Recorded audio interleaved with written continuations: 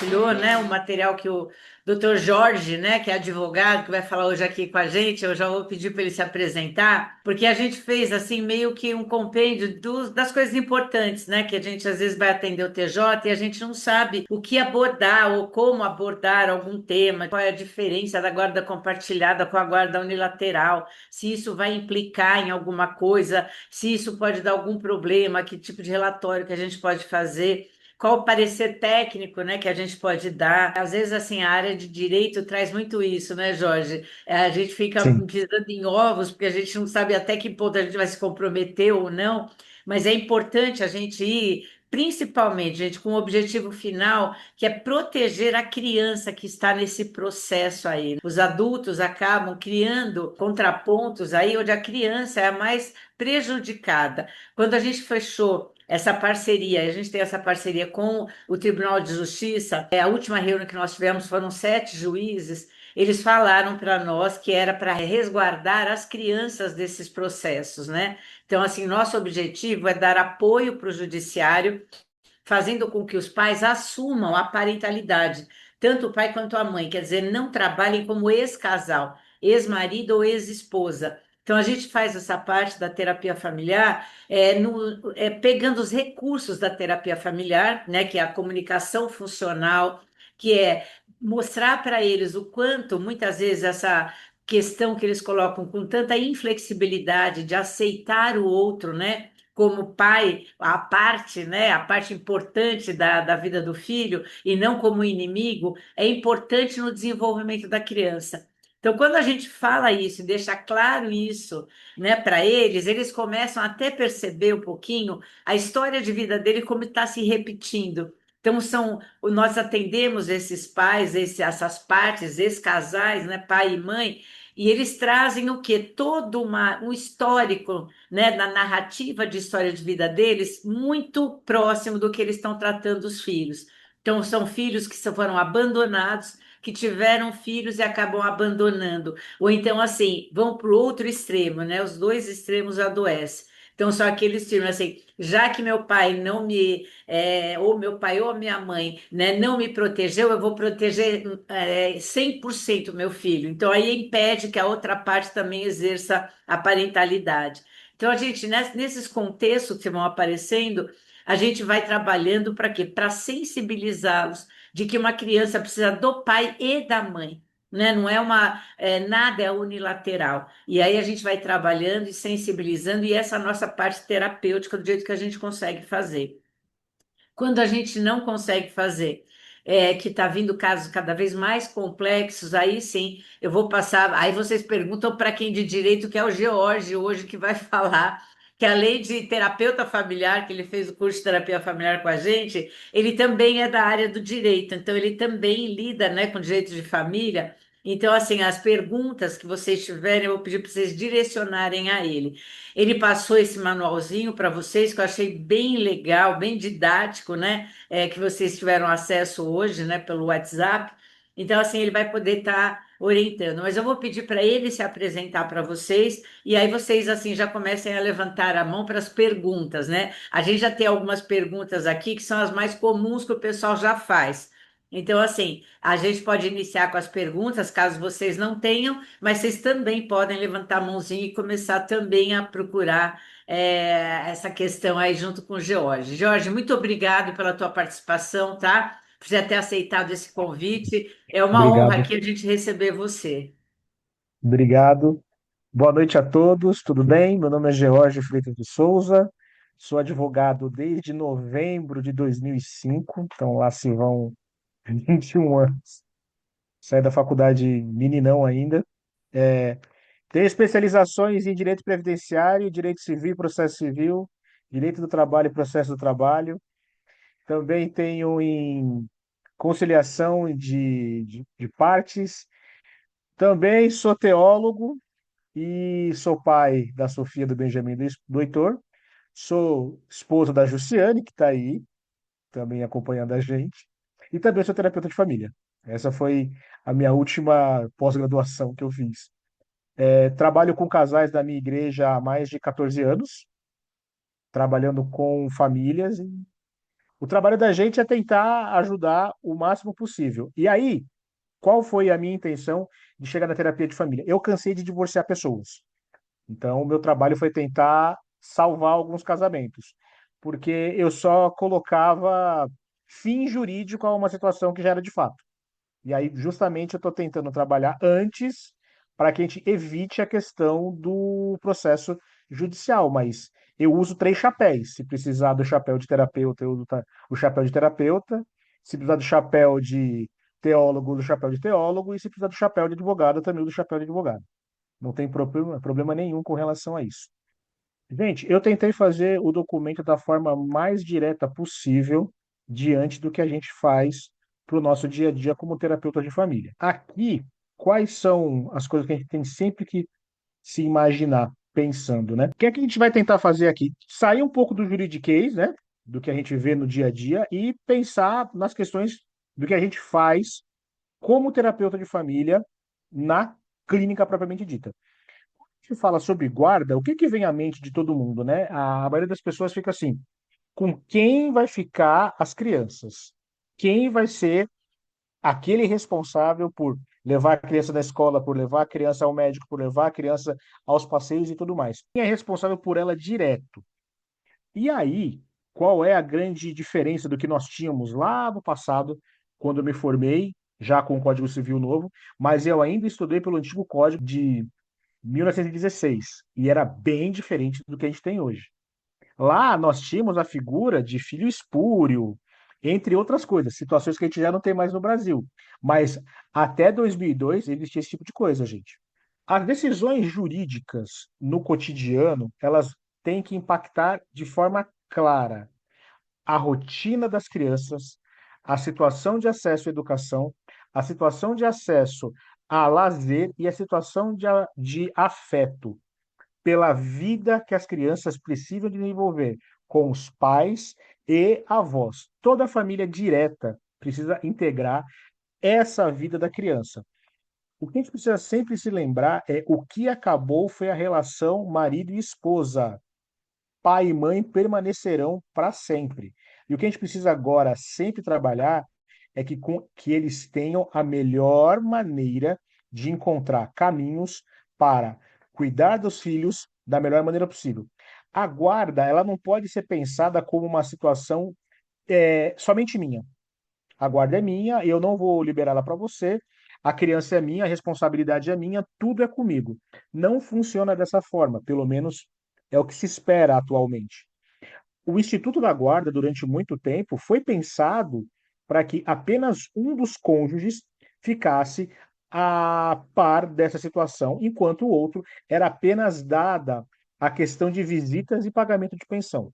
A ideia do legislador hoje é mudar isso, fazer com que a integração dos pais seja a melhor e mais benéfica possível para os filhos. Qual que é o nosso papel como terapeutas? Nós somos chamados a opinar para que, quando nós formos chamados, possamos dizer o seguinte: qual é o melhor interesse da criança e dos pais diante da conjuntura que essa família agora vai precisar ser formada. Nós tínhamos a situação de muito tempo no passado, a ideia de que os filhos ficariam apenas com a mãe. A mãe seria a melhor pessoa a ficar com a guarda dos filhos. E o tempo se provou que isso não é uma verdade absoluta. Existem bons pais que têm a responsabilidade de ficar com os filhos e são tão bons quanto qualquer outra mãe.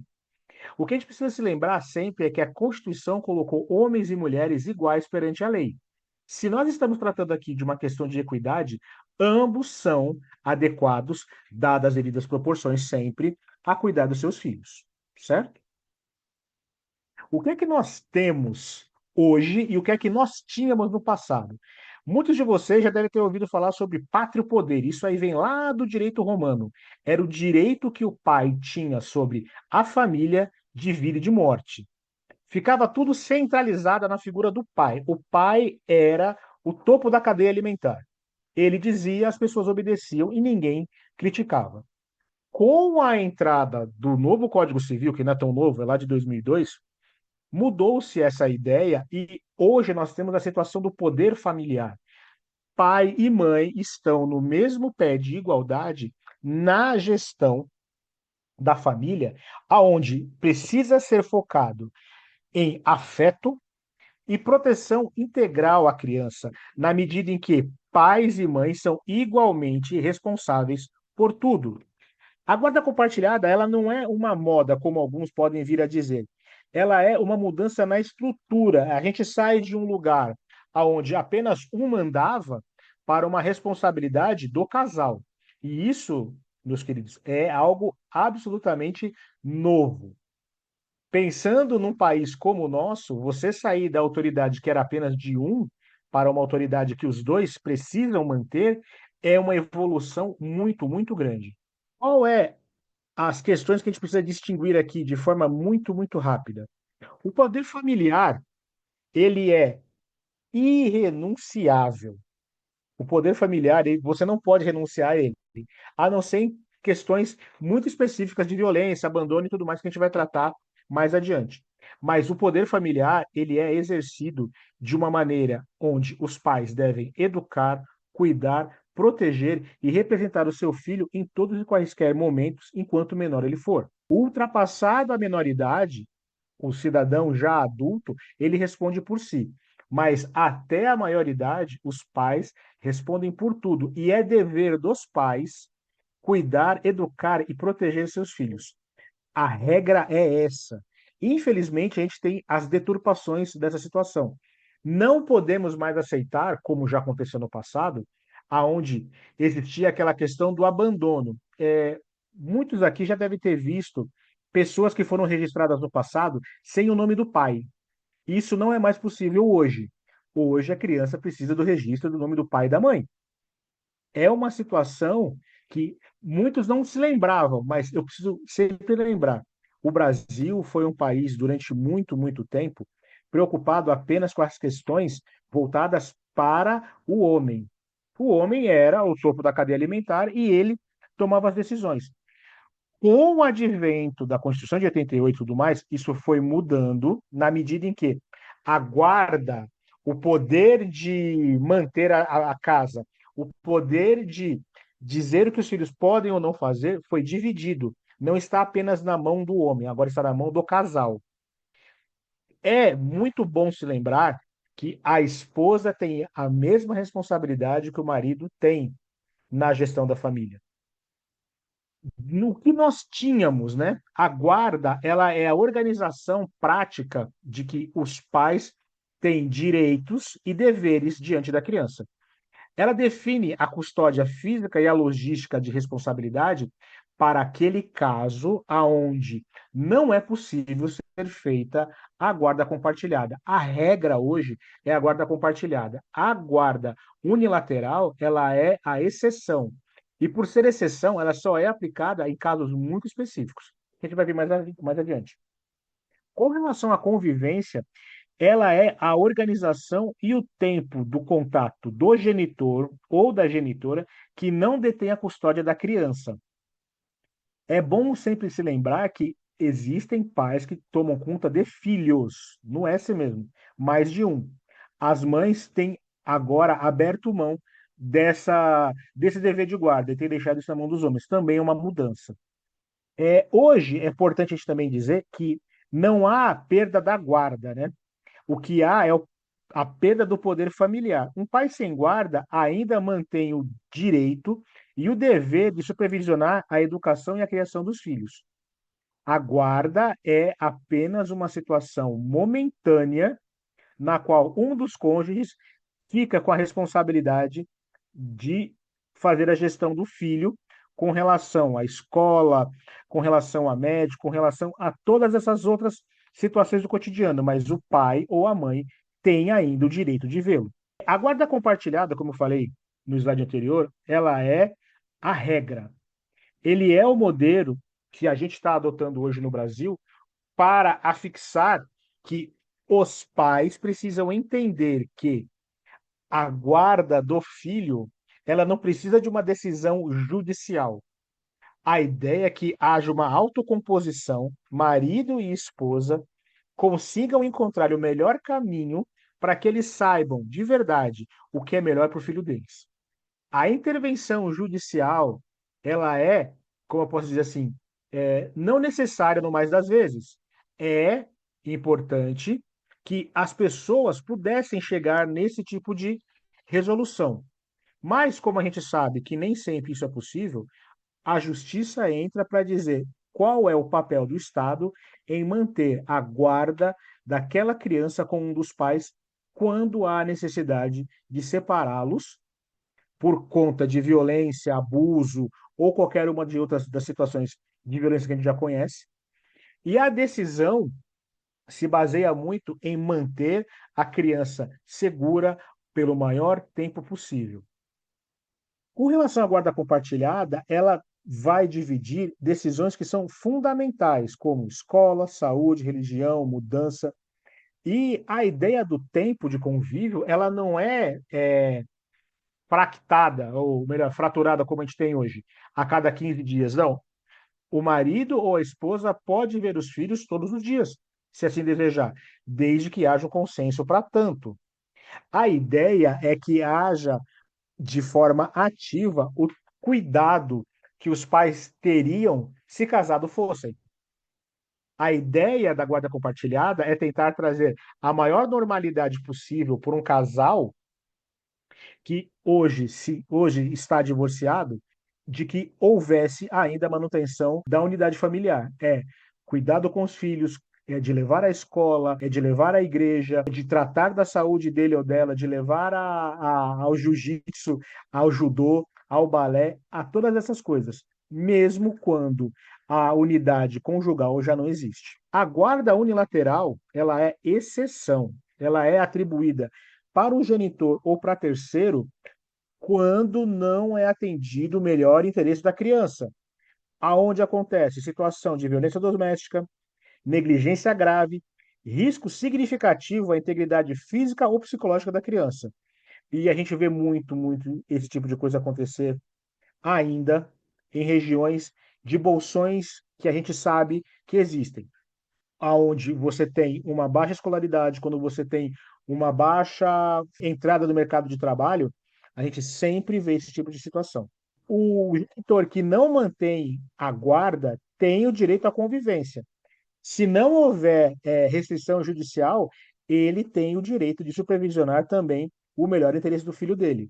Não é apenas aquele cônjuge que detém a guarda. O outro também tem o mesmo direito de cuidado e guarda, ou cuidado e supervisão que aquele que tem a guarda o mantém. E qual que é o norte do juiz, né? Qual é a forma como o juiz acaba tomando as suas decisões?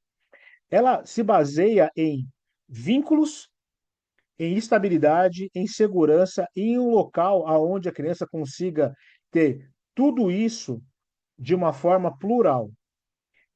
Qual é o arranjo que melhor protege e promove o desenvolvimento da criança? Por isso que a gente aqui no Cefatef acaba auxiliando o juiz na melhor tomada de decisão, quando a gente consegue demonstrar que quando conversamos com os pais, mesmo de forma separada, e depois quando tentamos fazer aquele modelo de arranjo aonde ambos concordam para a tomada de decisão, é mostrar que a criança está se desenvolvendo de forma adequada e que os pais entendem que a briga que existe entre o ex-casal não pode recair sobre pai e mãe daquela criança. Os nossos relatórios, a forma como a gente deve dar a informação ao juiz, ela precisa ser para dizer o seguinte: aonde é o local, aonde estabilidade, segurança, afeto e vínculos mantém a sua melhor estrutura.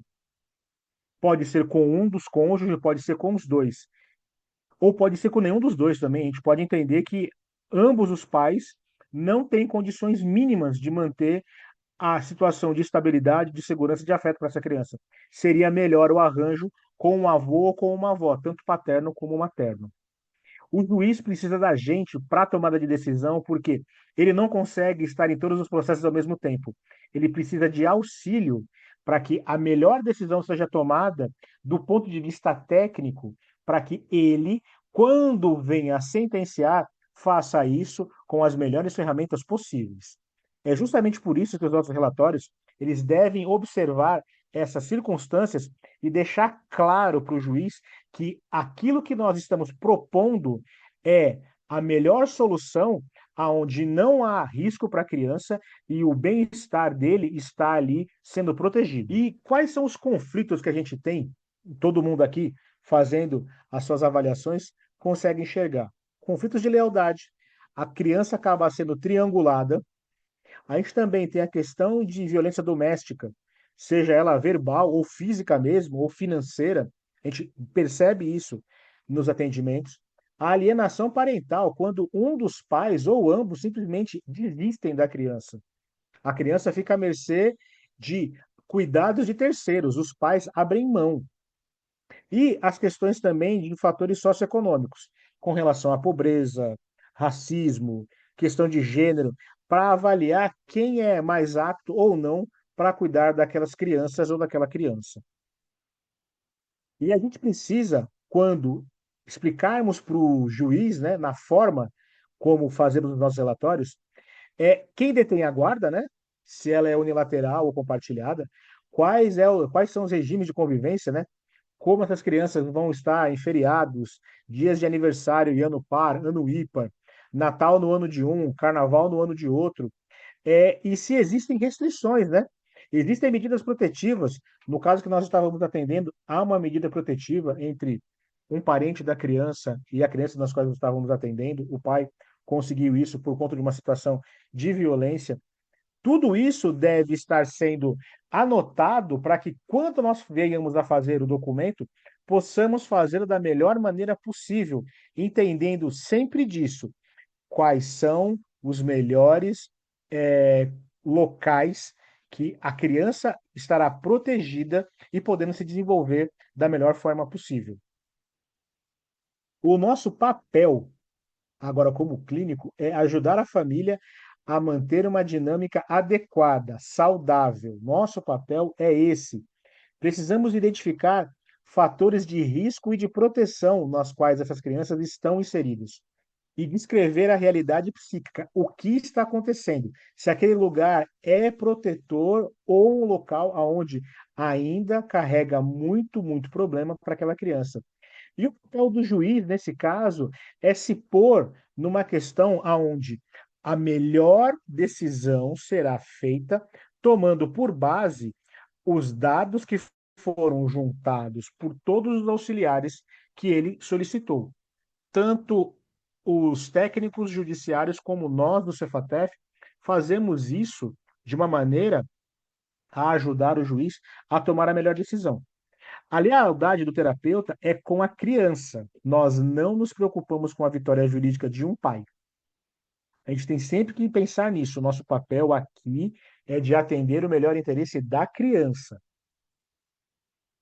E quando nós formos escrever, né, os nossos laudos, eu coloquei isso aqui porque muitas das vezes a gente tem uma dificuldade. A gente precisa descrever os fatos que nós observamos e falas literais. Se em algum momento do seu atendimento você percebeu que uma fala foi feita em um contexto, nós precisamos colocar aquela fala inserida naquele contexto, entre aspas. Segue conforme a informação dada pelo pai ou pela mãe. Nós precisamos focar nos efeitos sobre a criança. Quais são os medos, quais são os sintomas que a gente está conseguindo observar conforme as nossas questões são respondidas ou não respondidas pelos genitores. E explicar os nossos limites técnicos para eles, para que eles saibam verdadeiramente que o nosso papel ali não é de julgador, mas sim de observador da melhor situação possível diante do quadro que nós temos. O que é que a gente precisa evitar nos nossos relatórios? Juízos de valor moral.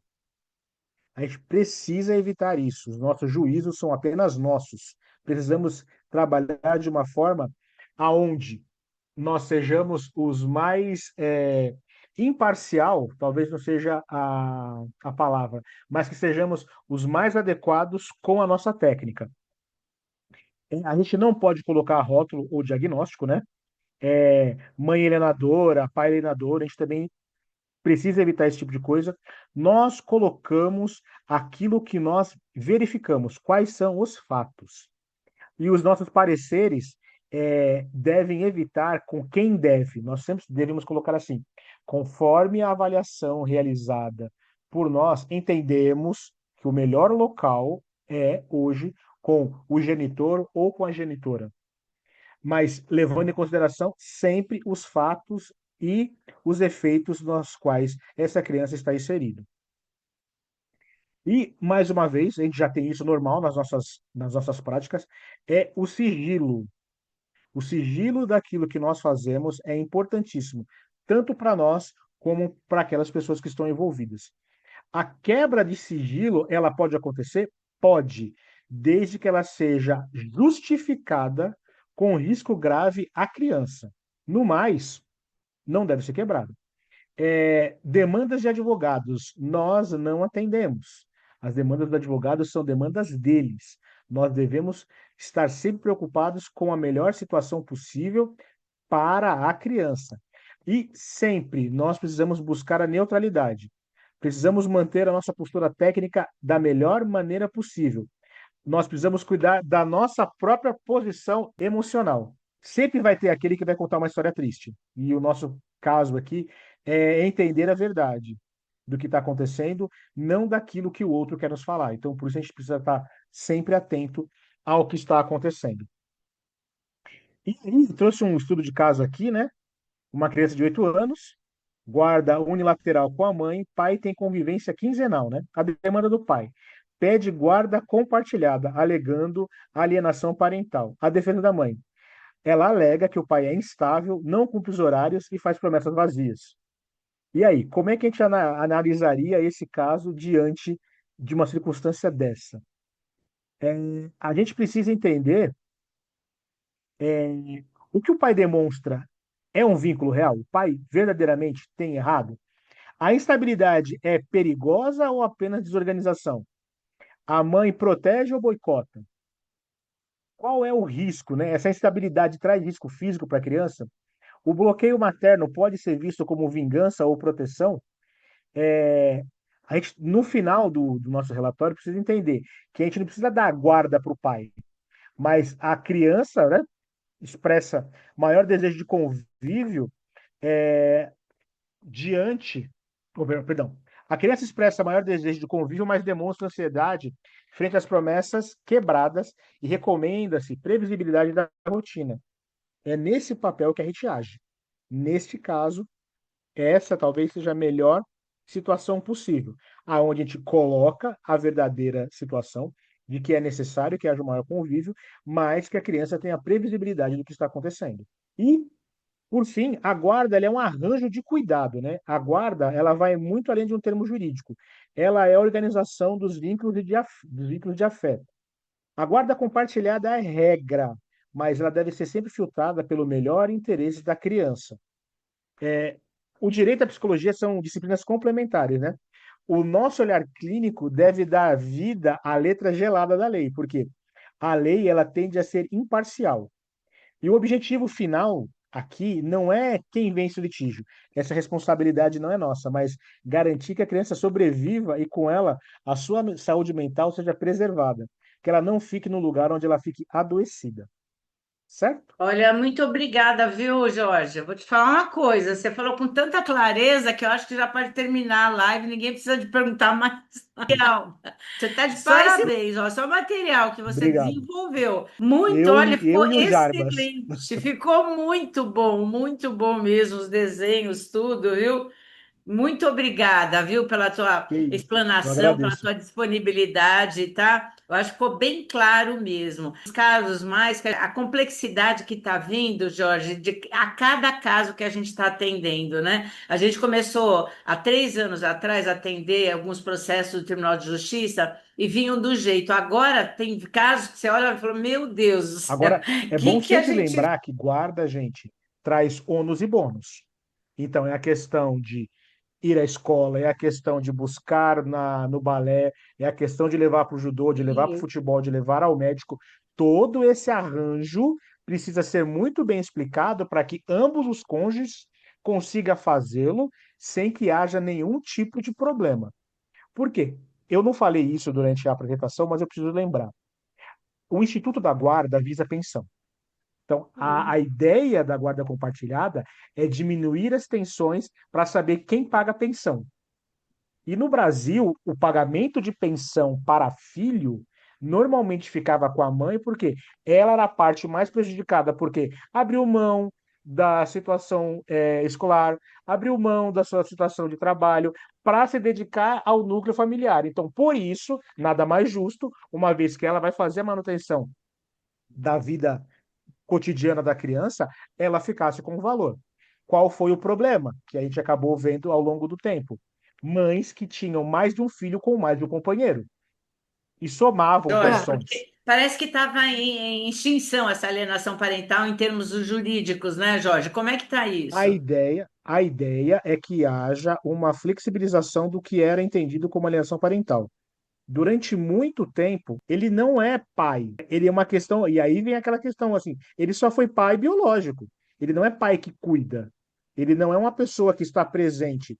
E aí cria na criança o transtorno de ficar se perguntando: por que que meu pai não quer ficar comigo? A Sim. mãe pode levar a filha normalmente em dias que não prejudique a rotina dela de escola, Fim de de semana. normalmente fim de semana, ok? Uhum. Ela não pode criar algum tipo de problema para que o cotidiano dela acabe sendo Uma alterado. das coisas que eu sempre oriento quando a avó entra, porque vó é que ela tem um peso enorme, né, nas famílias. Eu sempre faço uma aliança com a avó. É tipo assim, sabe? Será que a senhora não pode ensinar a sua filha a ser tão boa mãe como a senhora foi, como a senhora é? A senhora tem toda essa capacidade de ensinar a sua filha a ser tão boa quanto a senhora como mãe. Isso sempre Sim, funciona, viu? Porque o que ela quer também é uma validação, né? A avó também quer uma validação. Ela vai sim, falar: não, também nunca tinha pensado nisso, nossa senhora precisa ensinar a sua filha a ser mãe. Porque a sua filha precisa aprender a ser mãe, né? Não brigar mais com o filho, mas assim, cuidar do filho como a senhora cuidou, né? Cuida até hoje, tá?